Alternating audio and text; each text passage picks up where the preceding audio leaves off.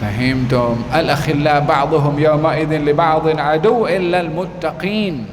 Orang yang berkawan di dunia ini nanti di akhirat akan saling tuntut menuntut kecuali orang bersahabat dengan dasar ketakwaan. Allah berfirman dalam Al-Quran menggambarkan adanya orang yang menyesal karena berteman, salah pilih teman. Ya wailata laitani lam attakhidh fulanan khalila laqad adallani 'ani dzikri ba'da idh ja'ani. Katanya, celaka aku, andailah aku di dunia tak jadikan si fulan tu kawan aku. Dia menyesatkan aku setelah kebenaran datang. Oh ya, kadang-kadang yang banyak menyesatkan kita adalah teman kita sendiri.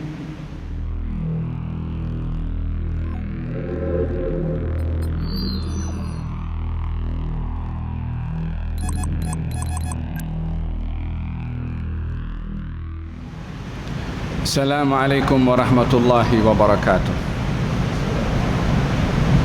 Alhamdulillahi rabbil alamin wa bihi nasta'in ala umuri dunya waddin.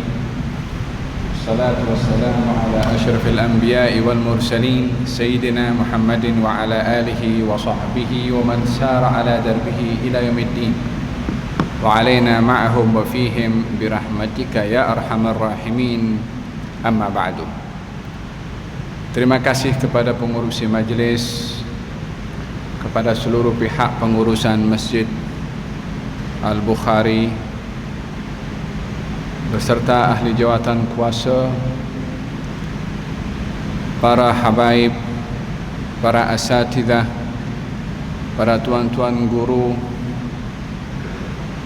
para pencinta ilmu, hadirin dan hadirat, muslimin, muslimat yang dirahmati oleh Allah Subhanahu wa taala. Hari-hari ini umat Islam di mana saja mereka berada sedang menunggu hari di mana diingati pada hari tersebut peristiwa Isra dan Mi'raj Nabi Muhammad sallallahu alaihi wasallam.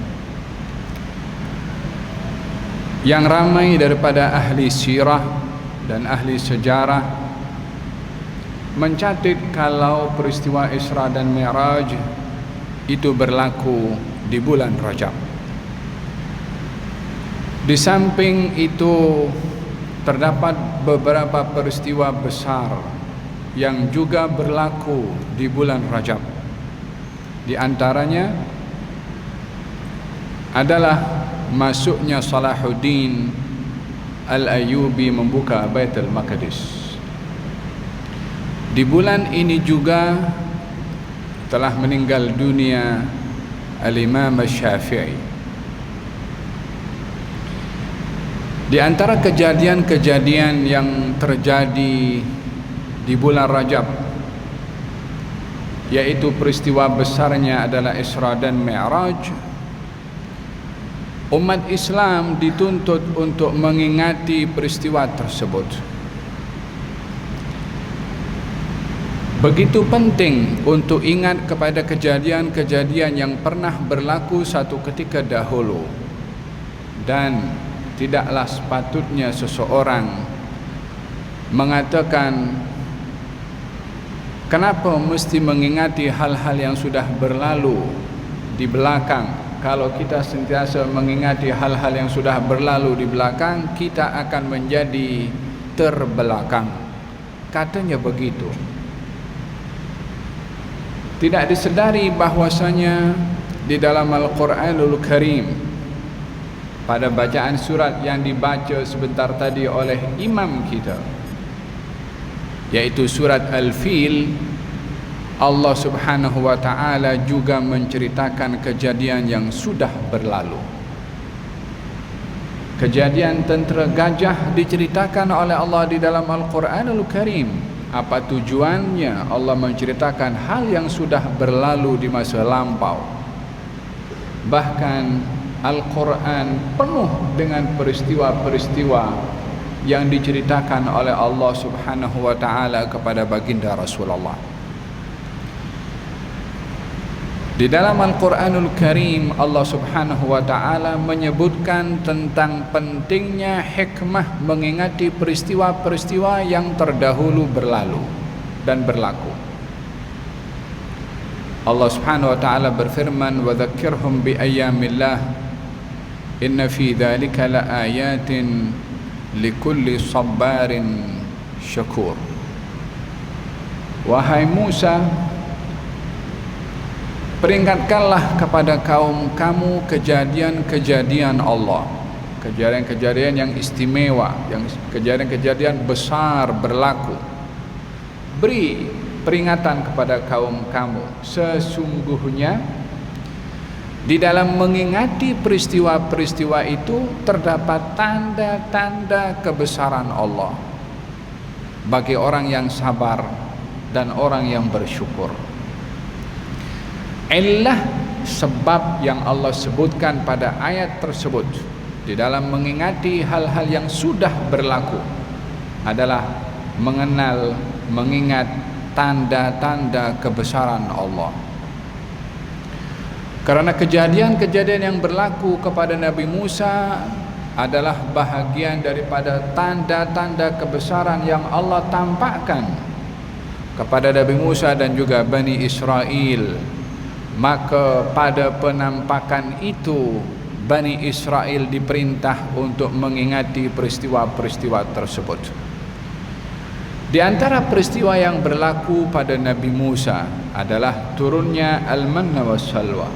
Di antara peristiwa yang berlaku kepada Nabi Musa, mukjizah di mana lautan terbelah untuk menjadi laluan bagi Bani Israel.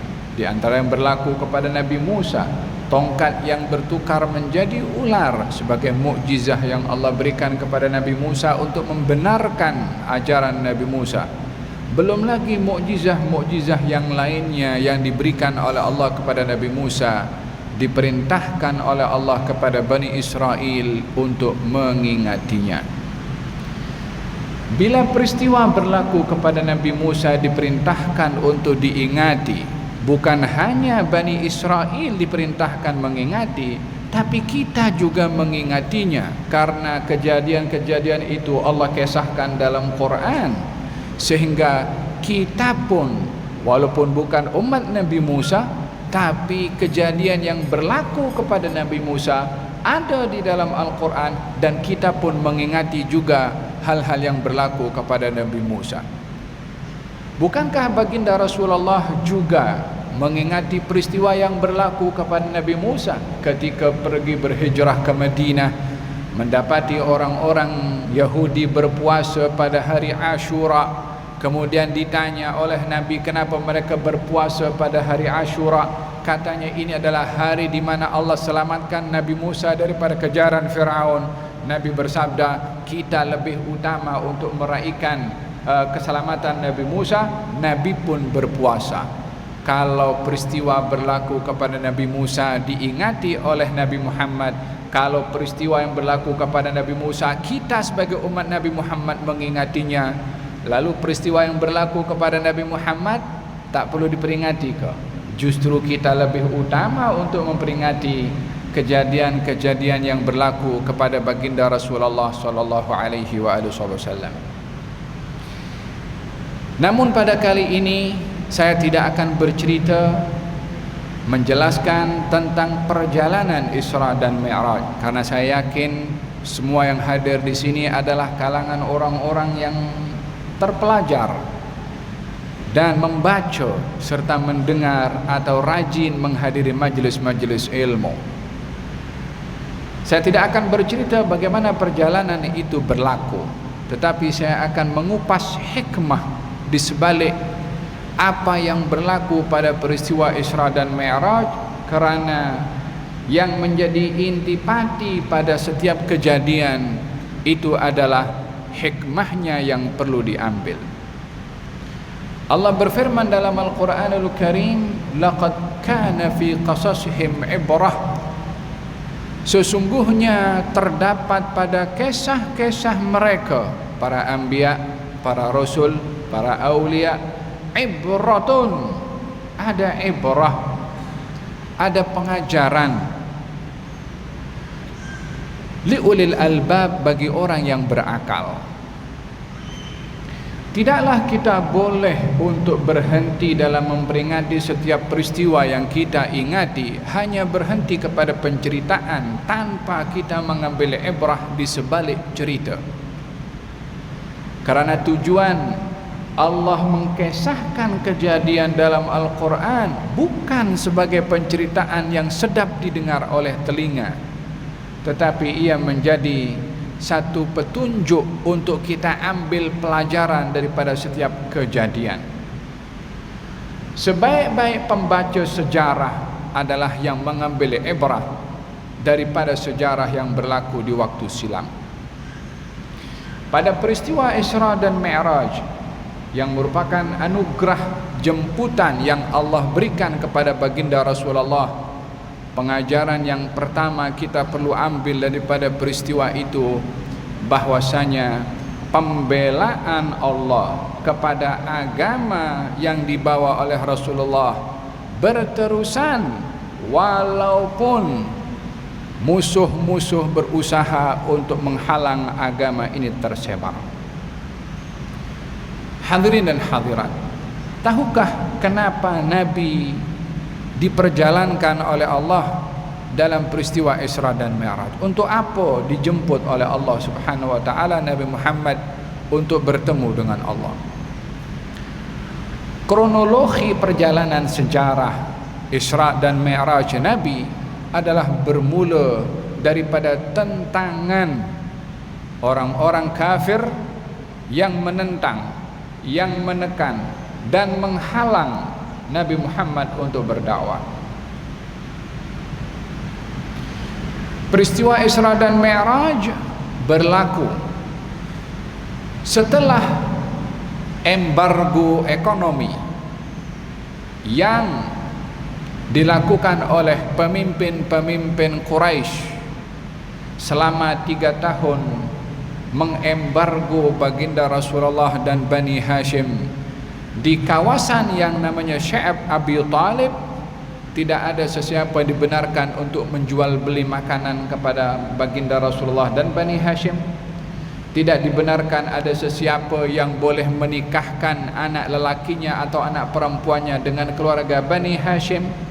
Tidak dibenarkan ada sesiapa yang berinteraksi dengan Bani Hashim.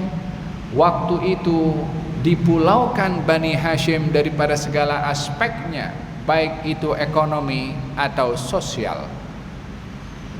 3 tahun hal ini berlalu kepada baginda Rasulullah dalam keadaan beliau dipulaukan dan tidak dapat berinteraksi dengan sesiapapun. Sehingga pada tahun ke-10, tahun terakhir di mana embargo itu selesai, dengan wafatnya Siti Khadijah dan wafatnya Abu Talib, pada tahun itu juga tahun yang amat mencabar kepada baginda Rasulullah dalam perjalanan dakwah Nabi Muhammad. Bukanlah kewafatan Abu Talib dan juga Siti Khadijah, melainkan menambahkan beban yang berat dihadapi oleh Nabi ketika berdakwah. Kalau dahulunya Nabi ada ruang untuk menceritakan dan mengeluh kepada Siti Khadijah untuk ditenangkan oleh Siti Khadijah, kali ini Nabi tiada sesiapa untuk dapat mendengar keluh kesah Nabi Muhammad ketika berdakwah dan mendapati tentangan.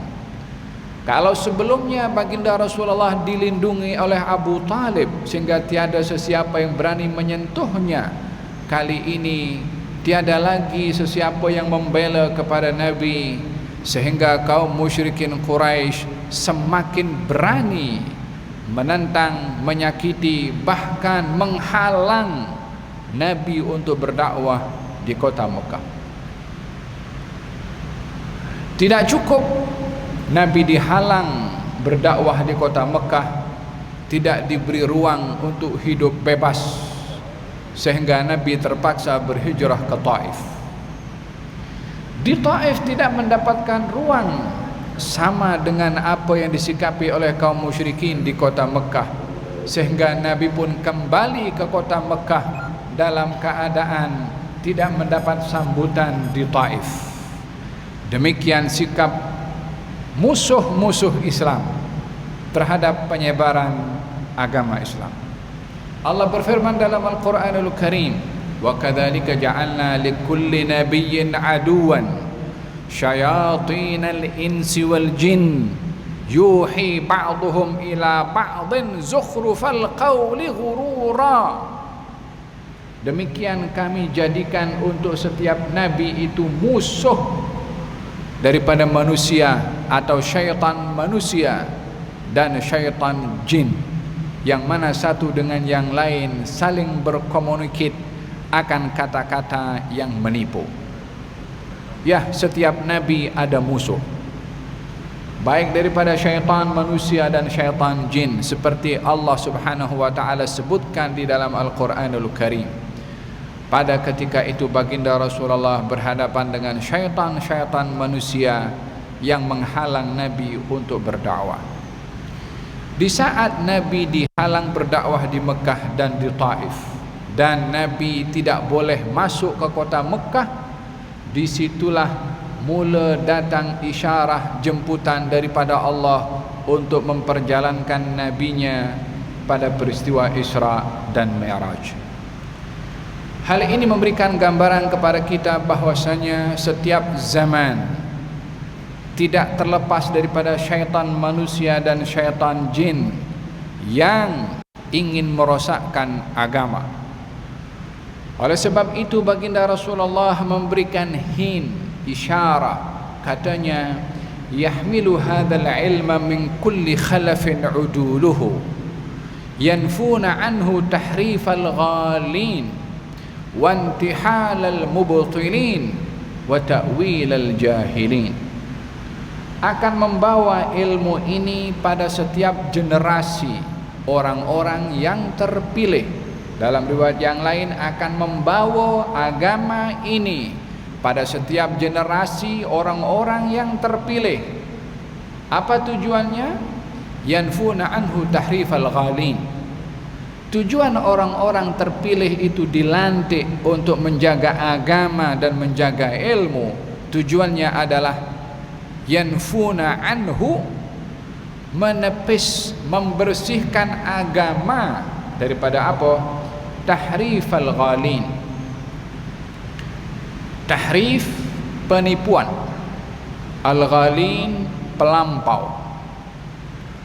Golongan pelampau menggunakan agama untuk menipu orang. Yang kedua, wantihalal mubtilin. Golongan orang yang terpilih itu akan bekerja untuk menentang intihalal mubtilin. Intihal, pemalsuan. Orang-orang yang berdusta menggunakan agama. Dan yang ketiga, ta'wilal jahilin, menjaga agama daripada takwilnya orang-orang bodoh. Ketiga-tiga ini terkait dengan agama. Yang pertama, golongan ekstremis pelampau yang menggunakan agama dan dipalsukan agama.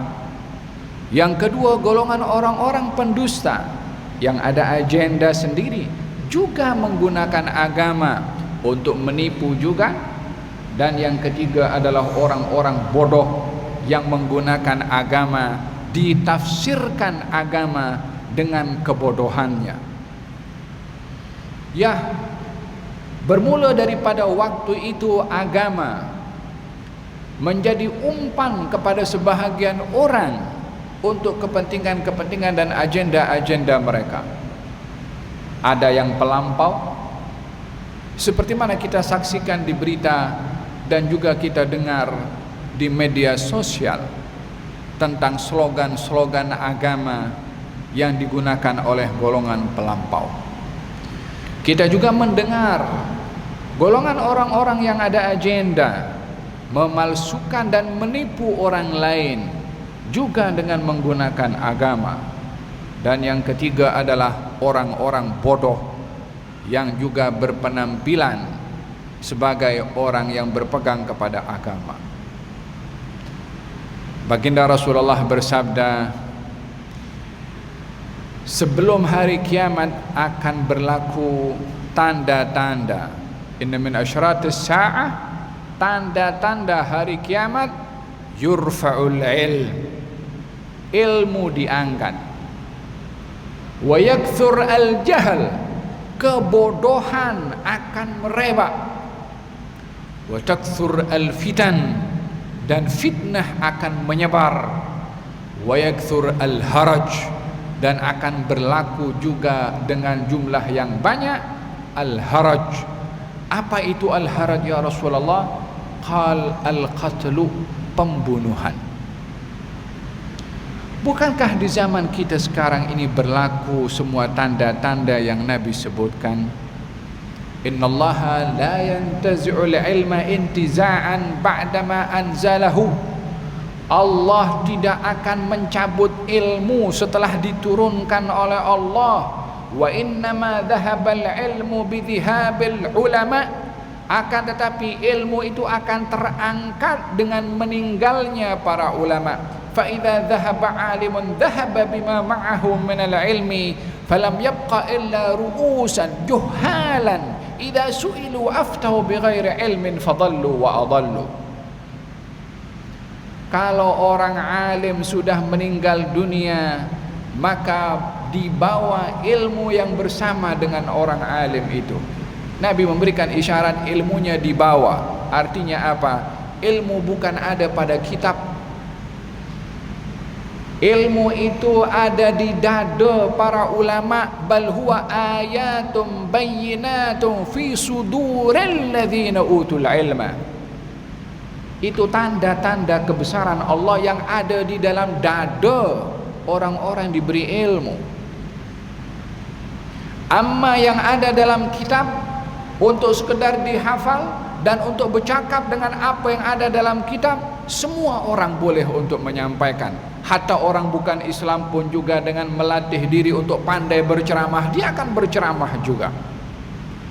Tapi ilmu yang sebenar adalah ilmu yang ada di dalam dada, yang mewariskan rasa takut kepada Allah. Itulah orang yang berilmu.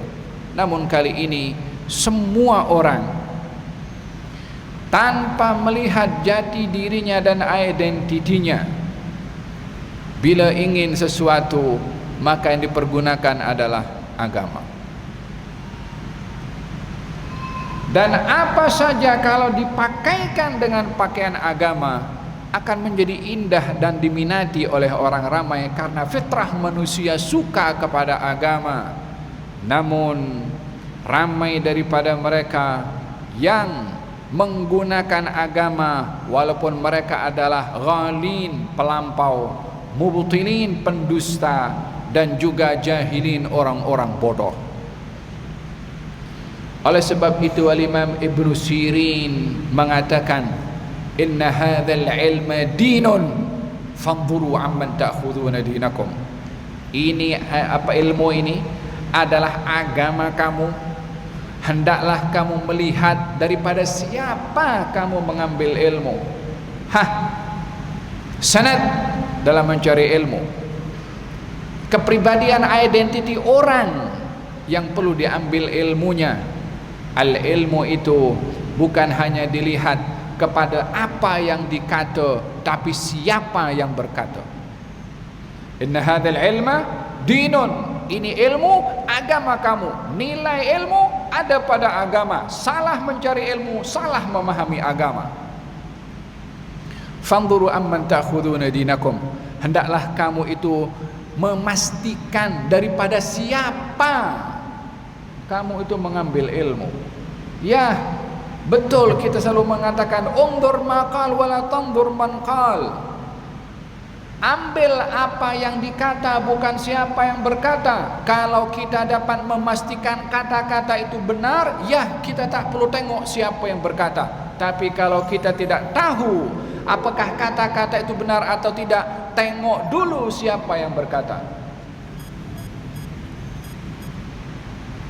فَإِذَا ذَهَبَ الْعَالِمُ ذَهَبَ بِمَا مَعَهُ مِنَ الْعِلْمِ. Kalau orang berilmu, meninggal dunia, ilmunya dibawa oleh siapa? Oleh orang alim tu. Kitabnya ada, kita dalam handphone pun boleh simpan berapa banyak buku dalam kita punya handset, dengan kita punya iPad, berapa banyak, puluhan ribu kitab kita boleh simpan di sini.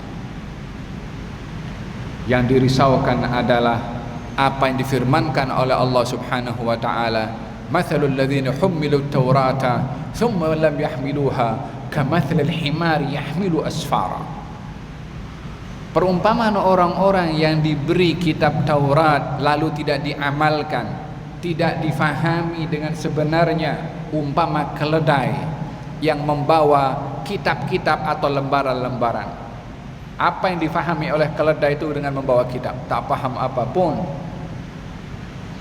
Yang kita risau di zaman ini adalah ramai orang membaca, ramai orang mungkin belajar, tetapi tidak memastikan daripada siapa ia belajar dan sejauh mana kesan ilmu itu di dalam hati. Fitnah akhir zaman. Kalau orang alim meninggal dunia akan dibawa ilmu bersamanya. Kalau orang alim pergi, yang ada siapa? Falam yabqa illa ru'usan. Yang ada adalah orang-orang ketua-ketua, juhalan, bodoh. Di dalam kebodohannya, idza su'ilu, kalau ditanya, orang dah tak dapat bezakan, hanya tengok dia ketua, khalas kita tanya kepada dia. Sementara yang ditanya orang bodoh, faqidu syai' la yuti, yang tak punya apa-apa di dadanya, apa akan diberi kepada orang? Bila orang bodoh ditanya, aftau bighairi ilmin fadallu wa adallu. Bila orang bodoh ditanya, dia keluarkan fatwa tanpa ilmu, maka dia sesat dan menyesatkan orang lain. Orang kalau sesat pada dirinya yang sesat, tapi menyesatkan orang lain, ini adalah bahaya yang besar. Hadirin dan hadirat yang dirahmati oleh Allah, hikmah daripada peristiwa Isra dan Mi'raj adalah kita mengambil kronologi sejarah bagaimana kaum musyrikin yang menghalang Nabi berdakwah di Mekah, di Taif. Itulah yang menjadi sebab pada akhirnya Nabi dijemput oleh Allah Subhanahu wa taala. Kalau di setiap zaman ada orang-orang seperti orang Mekah dahulu, seperti orang-orang Taif yang menghalang tersebarnya agama, agama tetap tersebar karena yang punya agama adalah yang maha hidup dan tidak mati. Allah Subhanahu wa taala yang akan menjaga agama ini dengan bi'izzi aziz atau bidzulli dzalil. Dengan ada orang yang sokong agama ini, orang tolong agama ini atau tidak, ini agama tetap akan ditolong oleh Allah Subhanahu wa taala. Namun janji Allah Subhanahu wa taala akan melantik beberapa orang yang dipilih untuk menjaga agama ini, seperti mana hadis yang saya sebutkan sebentar tadi. Hadirin hadirat yang dirahmati oleh Allah Subhanahu wa taala. Hikmah yang kedua daripada peristiwa Isra dan juga Mi'raj Nabi Muhammad sallallahu alaihi wa ala alihi wasallam adalah rabtu hadhihi al-ummah bi nabiyha, mengikat hubungan umat ini dengan nabinya. Penting bagi generasi zaman ini mempunyai hubungan kerohanian dengan Nabi Muhammad.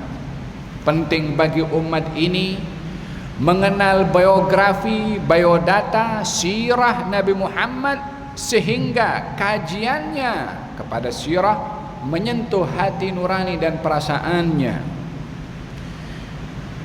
Kajian kepada sirah Nabi Muhammad perlu untuk ada sentuhan dalam emosi, sayang, rindu.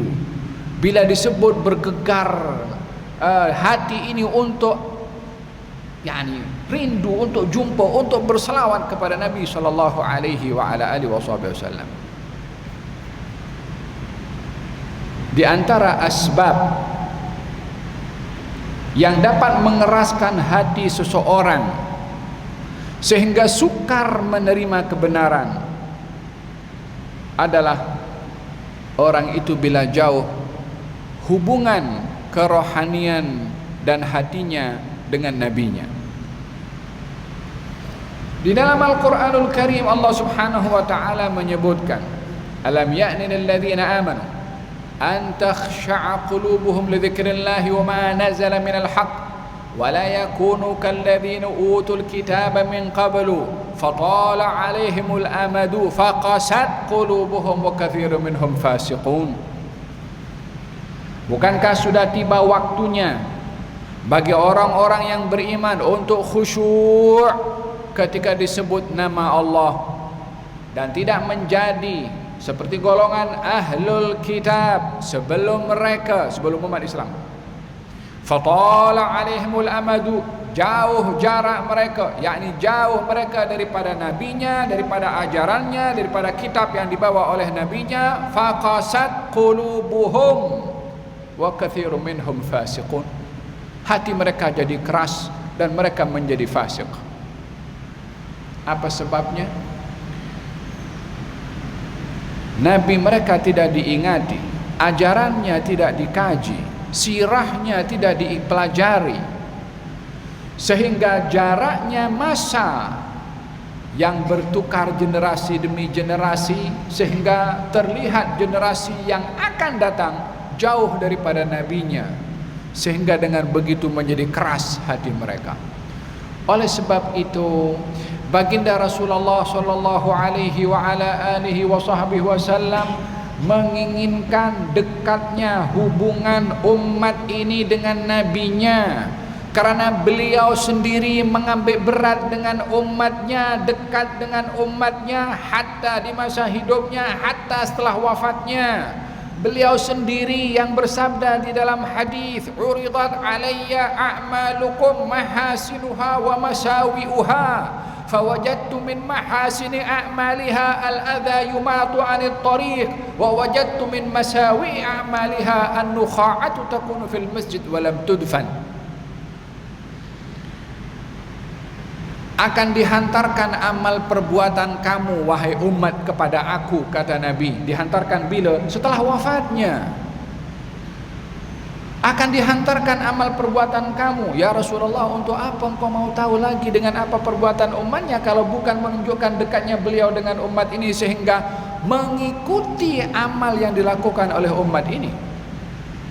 Uridat alayya, dihantarkan amal perbuatan kamu, termasuk kita punya majelis pada hari ini.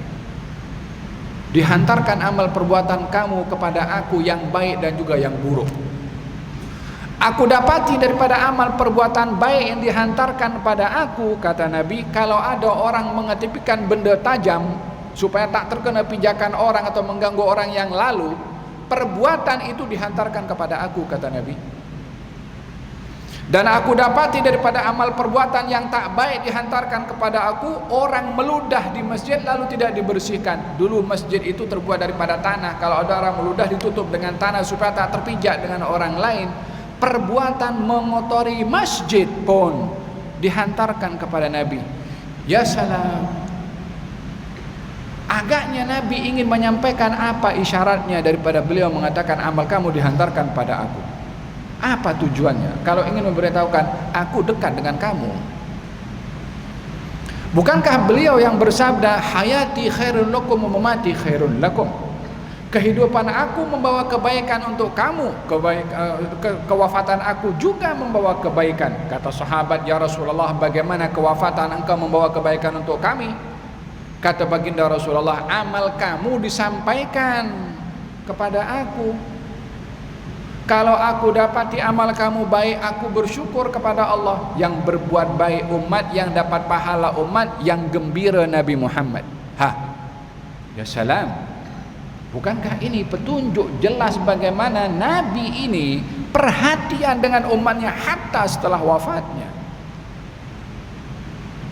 Dan kalau aku dapati amal perbuatan kamu tidak baik, istaghfartu lakum, aku mintakan ampun kepada Allah untuk kamu.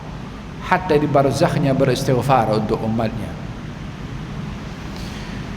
Hikmah ini kita ambil daripada sikap kaum musyrikin yang enggan untuk menerima Nabi, baik di Mekah ataupun di Taif. Di saat mereka itu menolak Nabi, Yang pertama menyambut Nabi golongan jin. Tahukah apa yang berlaku kepada baginda Rasulullah saat kembali daripada Taif dan ingin masuk ke Mekah? Tak boleh, kecuali ada visa. Nak masuk negerinya sendiri pun tak boleh, melainkan visa diberikan oleh Mut'im bin Adi.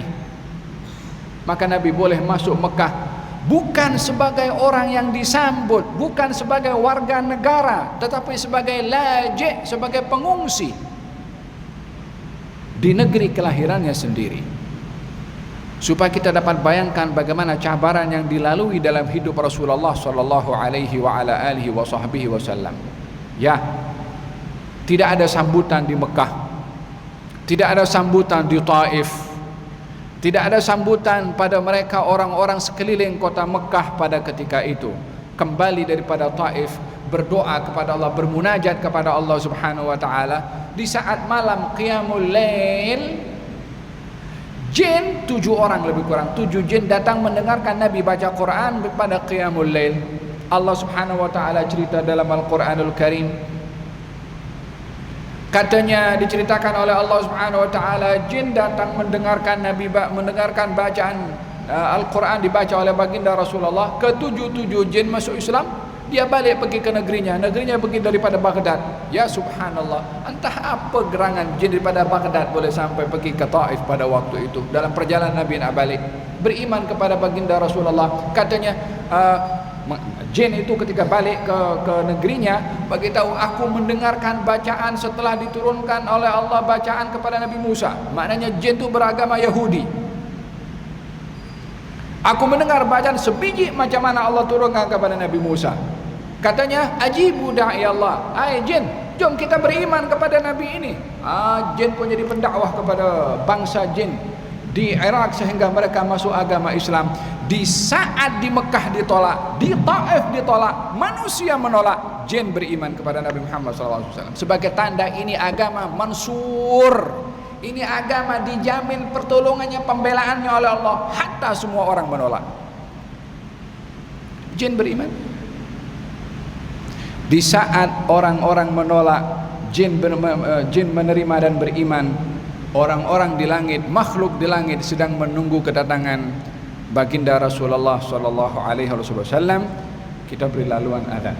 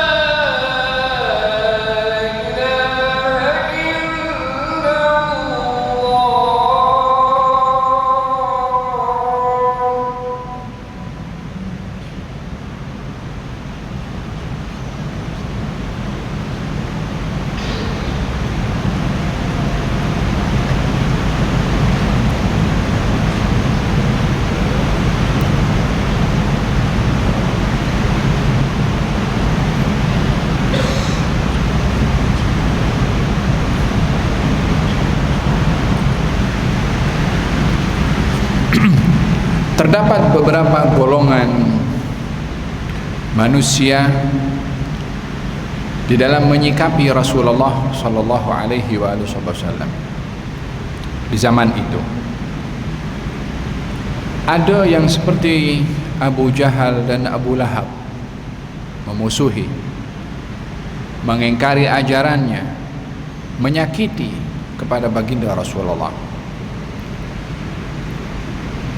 Ada di antara mereka golongan orang-orang yang beriman, tetapi imannya tidak menyentuh kepada hatinya, walaupun beriman kepada Rasulullah.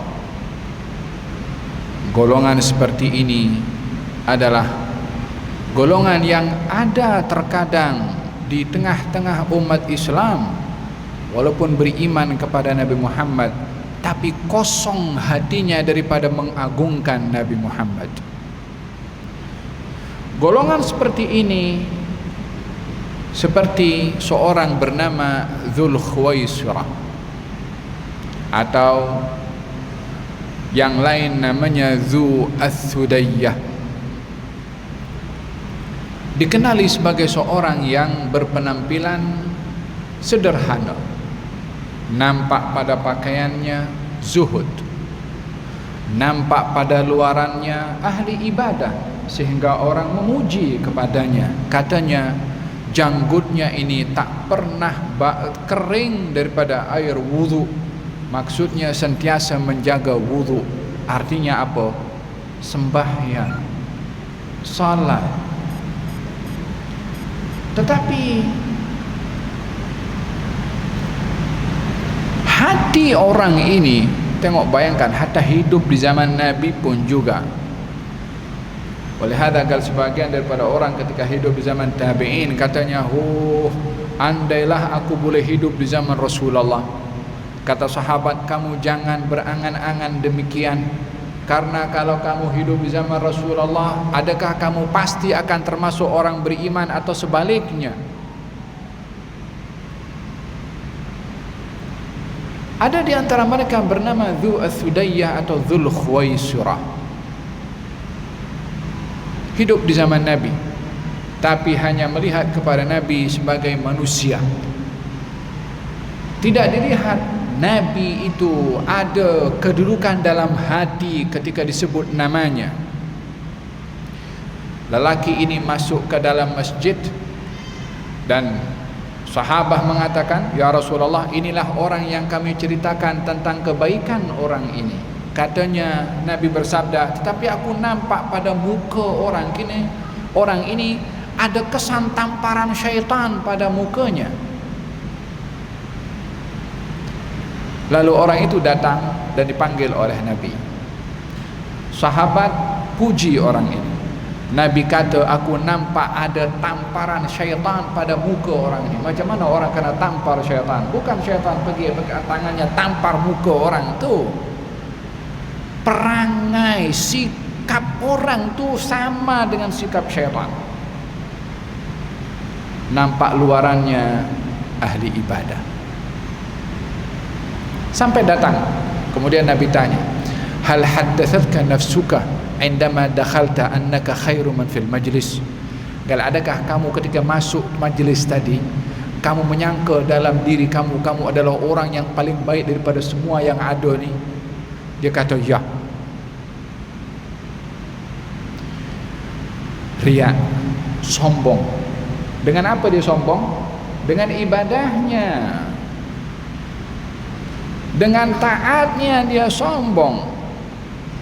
Dia tidak menyadari yang menegur kepadanya adalah Rasulullah.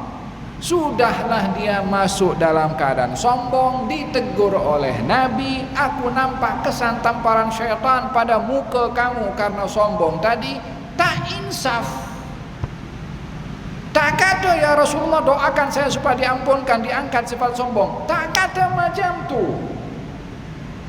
Dia pergi tinggalkan Nabi, ditegur oleh Nabi, la insaf. Dia wudu itu belajar daripada siapa? Dia salat itu belajar daripada siapa? Yang tegur kepada dia siapa? Tapi hatinya keras, walaupun nampak luarannya beribadah. Dia pergi ujung sana, kemudian dia salat. Kata Nabi, siapa di antara kamu yang boleh pergi dan bunuh orang tu? Nabi nak tes. Sayyidina Abu Bakar pergi. Sampai di sana orang itu tengah salat berdiri. Dia patah balik, ya Rasulullah, dia sedang salat. Macam mana nak bunuh orang salat? Memang pun dalam syariat kita tak boleh bunuh orang salat. Kata Nabi, ya, aku tahu engkau tak akan buat. Adakah salah sikap Sayyidina Abu Bakar mengikut ijtihad yang dilihat oleh Sayyidina Abu Bakar yang belajar daripada Rasulullah? Memang tak boleh bunuh orang salat. Lepas tu kata Nabi, siapa di antara kamu yang boleh pergi penggal kepala orang itu? Pergi Sayyidina Umar, sedang ruku atau sujud. Katanya Rasulullah, sedang ruku atau sujud, macam mana nak bunuh orang salat? Sampai yang ketiga Sayyidina Ali pergi, orang itu dah tak ada. Kata Nabi, akan keluar daripada orang ini orang keturunan yang kalau baca Quran macam Quran baru turun, tapi tak melepasi tenggorokan, tak sampai kepada hati. Baca Quran tapi tak ada sentuhan dalam hati, wal iyadu billah. Ya, seorang lagi bernama Dzulsudayyah atau Dzul Khuwaisirah juga, saat Nabi mengagihkan harta rampasan perang, katanya dia berdiri dan mengatakan, "Adil, fa innaha qismatun la yuriduhullah." Hai Rasulullah Muhammad, hendaklah engkau adil dalam mengagihkan harta rampasan perang. Ini agihan tak adil, bukan dikehendaki oleh Allah Subhanahu wa taala. Yang Nabi siapa? Yang Rasul siapa? Kerana orang ini menegur Nabi Muhammad SAW dengan mengatakan beliau tidak adil. Kata Nabi, kalau aku tidak adil, siapa lebih adil dari aku? Allah percayakan agama ini, engkau tak percaya ke cara aku mengagihkan harta? Dia orang ditinggalkan pun Nabi ditegur, dinasihat, enggan juga. Dia beribadah bukan tak beribadah. Dia berhadapan dengan Rasulullah, tetapi hatinya sunyi daripada mengagungkan Rasulullah. Ini yang kita risau daripada qasad qulubuhum. Hati menjadi keras kalau jauh daripada Nabi Muhammad sallallahu alaihi wasallam. Dekatkan diri dengan Rasulullah, baca sirahnya. Kalau disebut namanya salawat kepada Nabi sallallahu alaihi wasallam, bila dikaji sirahnya, hayati betul-betul sirah. Ini orang penyelamat, ini orang yang sayang kita lebih daripada diri kita sendiri. Ini orang yang menyebabkan kita kenal Tuhan. Ini orang menyebabkan kita tahu salat, kita tahu sembahyang, kita pergi umrah, kita pergi haji. Sebab siapa kalau bukan ajaran Nabi Muhammad SAW? Di akhir zaman pula pelik juga orang pergi ke umrah, pergi ke haji, tak perlu pergi ziarah. Apa sebabnya? Sebab ziarah Nabi bukan rukun daripada umrah. Awak tahu umrah daripada siapa? Daripada Isaac Newton? Atau tahu umrah entah daripada siapa? Takkan jadi kacang lupa kepada kulitnya. Kita dapat tahu pahala sebab Nabi, kita tahu etikaf sebab Nabi, kita tahu solat sebab Nabi, kita tahu tasbih, tahmid, tahlil sebab Nabi, kita melihat Ka'bah dapat pahala sebab Nabi, kita dapat 1000 rakaat di Masjid Nabawi sebab Nabi, dapat 100.000 rakaat di Mekah sebab Nabi. Lepas tu tak perlu pergi ziarah Nabi.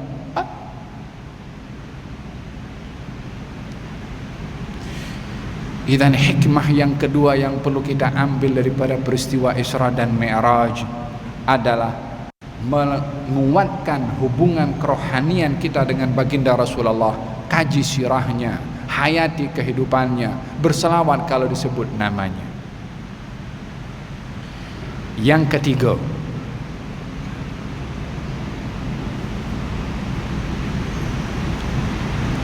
memilih teman dalam perjalanan hidup.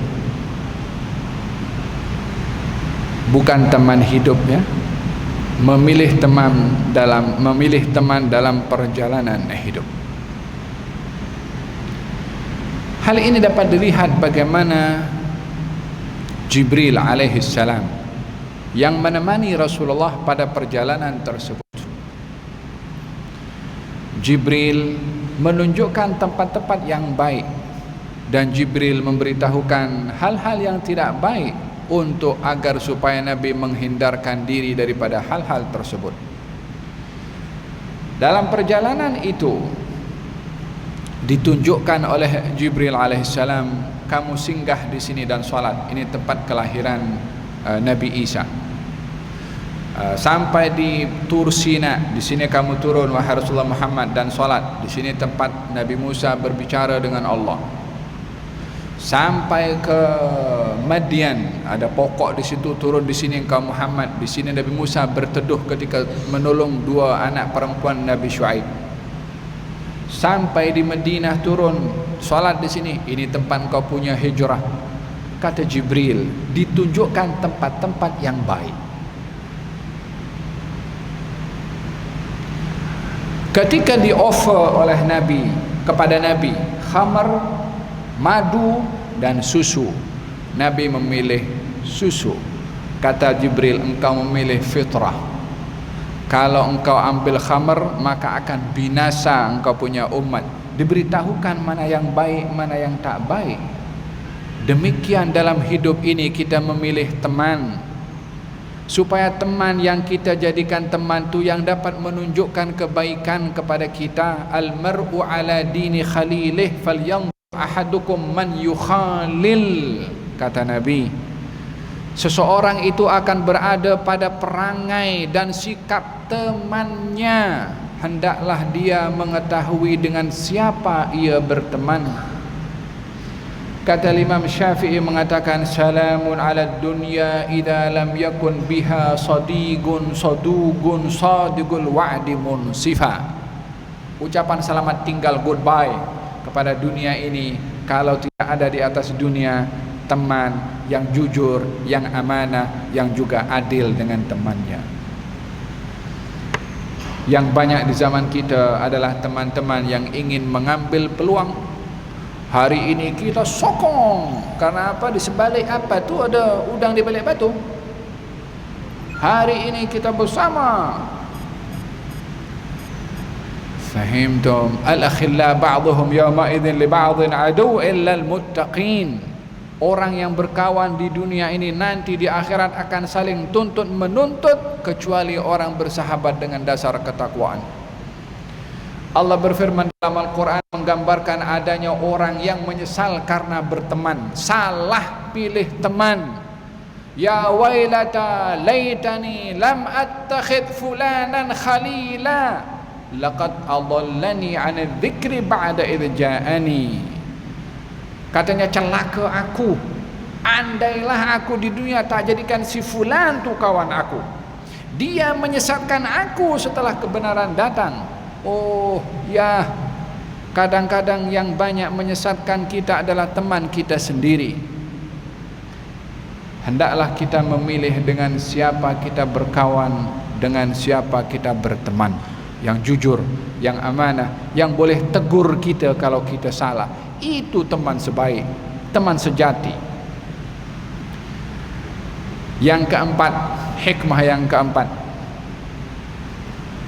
sebelum saya tutup, adalah suhbatus salihin. Kenal kepada orang-orang saleh.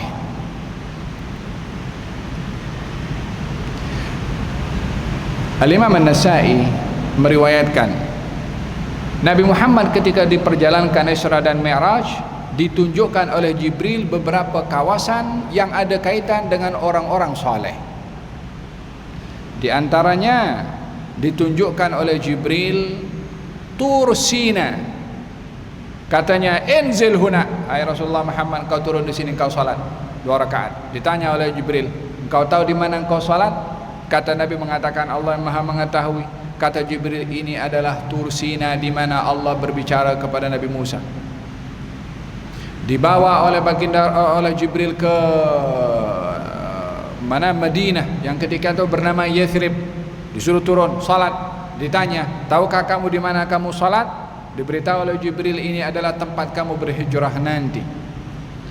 Kemudian dibawa pergi ke Baitul Lahmin, suruh turun salat kamu di sini. Ditanya, tahukah kamu di mana kamu salat? Katanya, ini adalah tempat kelahiran Nabi Isa, Baitul Lahmin.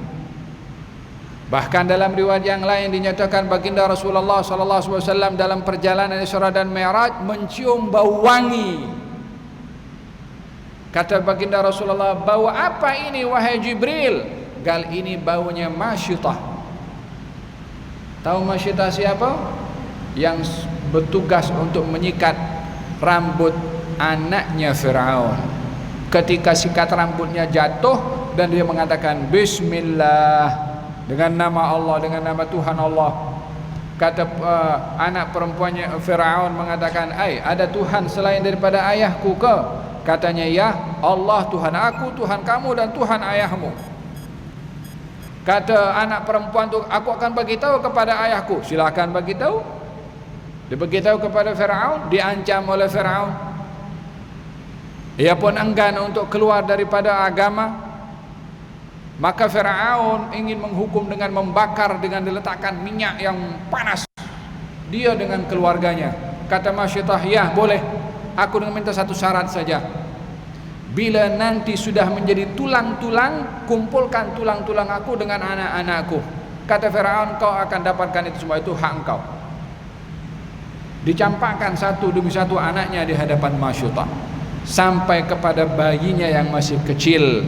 Ketika ingin dijatuhkan perasaan seorang ibu kepada anak waktu itu, Masyitah tak tega, tak tahan tengok anak kecilnya itu akan dicampakkan ke dalam api.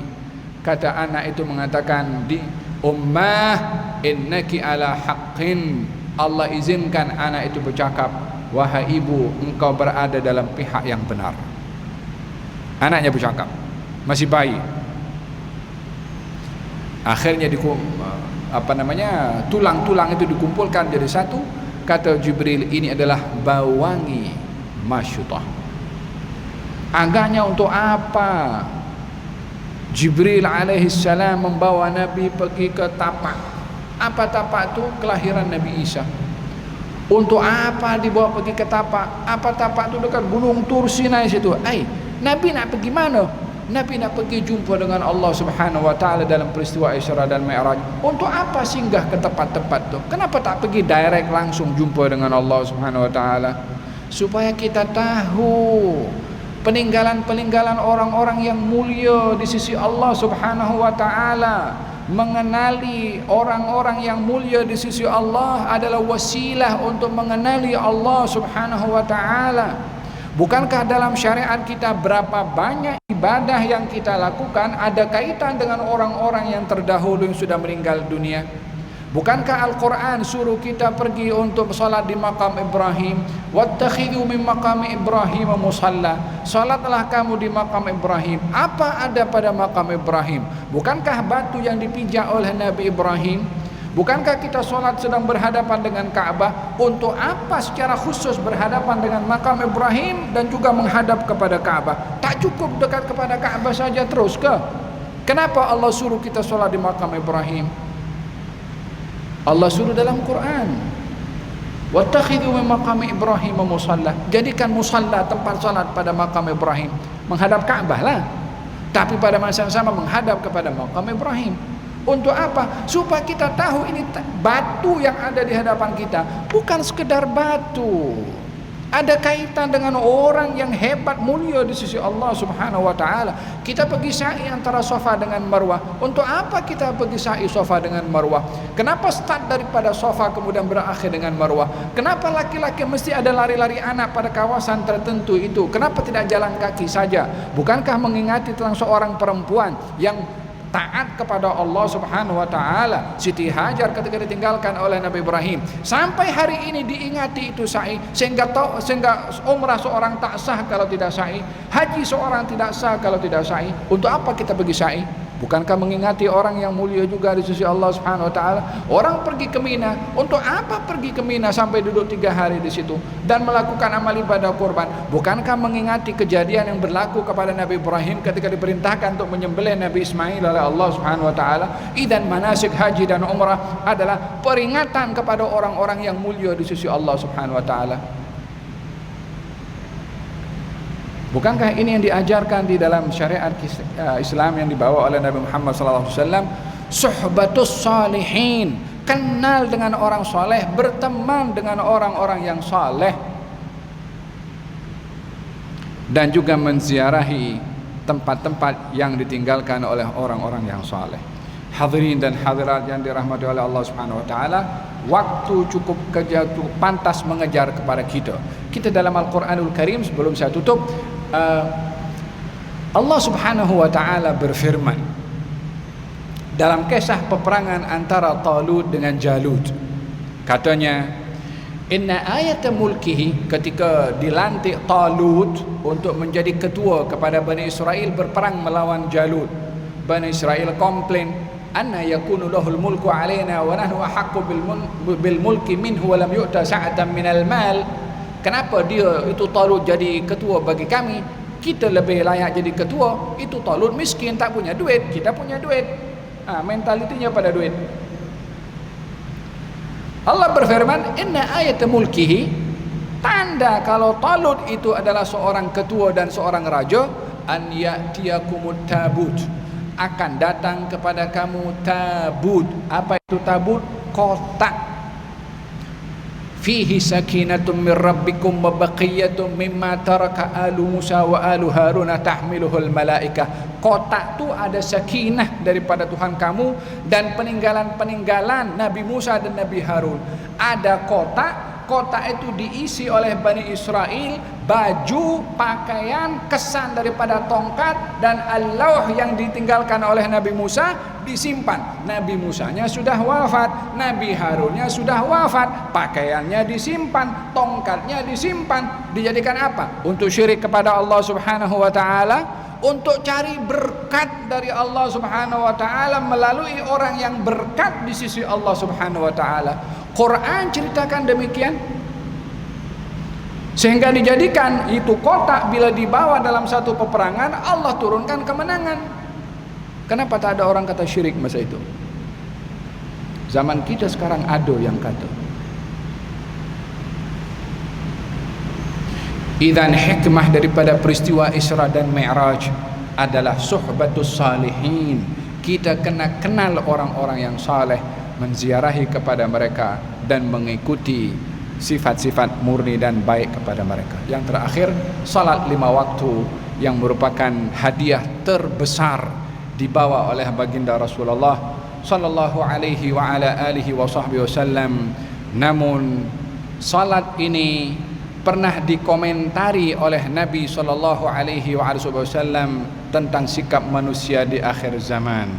Katanya, la tuntahakanna ural islami urwatan awwaluhunna al-hukmu wa akhiruhunna as-salah. Akan terlerai ikatan-ikatan agama satu demi satu akan dilepaskan oleh manusia, oleh orang Islam sendiri. Yang pertama akan terlepas adalah sistem pemerintahan, yang terakhir akan terlepas adalah salat. Ya, salat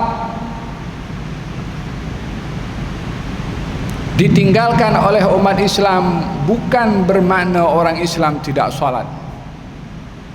Ya, ada orang Islam tidak salat. Namun ada orang Islam yang salat tapi tidak menghayati salat di luar salat. Dia salat tapi dia mengumpat. Dia salat tapi dia berdusta. Dia salat tapi dia menipu. Dia salat tapi dia terima rasuah atau dia yang memberi rasuah. Dia salat tapi dia melakukan yang mungkar-mungkar. Dia berzina. Dia salat. Dia mencuri. Dia salat. Idzan, manakah kesan daripada salat yang Allah sebut dalam Quran? Kalau salat itu mencegah diri seseorang daripada perbuatan keji dan mungkar, manakah kesannya pada orang yang salat bila ramai daripada mereka yang salat di zaman ini tapi tidak meninggalkan maksiat atau perbuatan yang keji? Mari kita bermuhasabah pada majlis yang penuh dengan barakah ini untuk menguatkan hubungan kita dengan Allah Subhanahu wa taala dan menguatkan hubungan kita dengan baginda Rasulullah sallallahu alaihi wasallam. Pilihlah dalam hidup ini teman yang baik. Carilah guru yang mendidik kepada kita untuk mengagungkan Allah, mengagungkan Rasulullah dan mengagungkan apa yang diagungkan oleh Allah. Carilah guru yang melahirkan rasa takut kepada Allah Subhanahu wa taala dalam hati dan jiwa kita. Jaga salat, di dalam salat jaga salat di luar salat. Kita berdoa kepada Allah, moga-moga Allah berkati majlis kita pada malam hari ini insya-Allah. Dan mudah-mudahan Allah turunkan rahmatnya kepada kita. Allah ampunkan dosa dan salah silap kita. Dan moga-moga Allah Subhanahu wa taala jadikan kita pada malam hari ini tetamu Allah di rumah Allah yang dilayan oleh Allah dengan rahmah, dengan sakinah, diturunkan maghfirah dan disebut nama kita oleh Allah dengan ridha dari Allah Subhanahu wa taala. Dan moga-moga Allah Subhanahu wa taala membimbing kita untuk rapat dengan orang-orang yang mulia dan orang-orang yang baik, dipertemukan dengan ulama-ulama yang membimbing kita makin dekat kepada Allah Subhanahu wa taala. Dan moga-moga para asatidzah, para ulama yang hidup di zaman kita diberi sehat wal afiah oleh Allah, diperpanjang umur dan dijadikan sebab keberkatan kepada kita semua insya-Allah. Dan moga-moga yang hadir di sini, apa kita punya hajat mudah-mudahan ditunaikan oleh Allah. Apa kita punya permintaan dikabulkan oleh Allah. Apa kita punya doa diperkenan oleh Allah Subhanahu wa taala. Sementara kita berada di rumahnya, kita yakin permintaan kita akan dikabulkan oleh Allah Subhanahu wa taala. Mudah-mudahan yang sakit diberi sehat, yang sehat ditambah kesehatannya oleh Allah, yang berbuat maksiat disentuh hatinya untuk bertaubat dan suka untuk bertaubat, yang sentiasa berbuat taat mudah-mudahan dianugerahkan istiqamah dalam berbuat ketaatan. Ya Arhamar Rahimin, Ya Arhamar Rahimin, Ya Arhamar Rahimin. Berkati semua yang hadir, bimbinglah ahli jawatan kuasa masjid ini dengan untuk mengimarahkan masjid ini dengan ilmu dan juga dengan zikir dan juga dengan Al-Quranul Karim. Mudah-mudahan rumah Allah ini sentiasa makmur dengan orang-orang yang baik. Dan moga-moga Allah berkati umur kita, dijadikan umur yang paling berkat pada penghujungnya insya-Allah dalam keadaan husnul khatimah, setelah diberi umur yang panjang dalam keadaan sehat wal afiah. Allah berkati kita di bulan Rajab, disampaikan oleh Allah ke bulan Syaban, disampaikan oleh Allah ke bulan Ramadan dalam keadaan sehat, dalam keadaan afiat, dalam keadaan melakukan ketaatan kepada Allah Subhanahu wa taala. Amin ya rabbal alamin. Wa sallallahu ala sayyidina Muhammadin wa ala alihi wasallam. Alhamdulillahi rabbil alamin.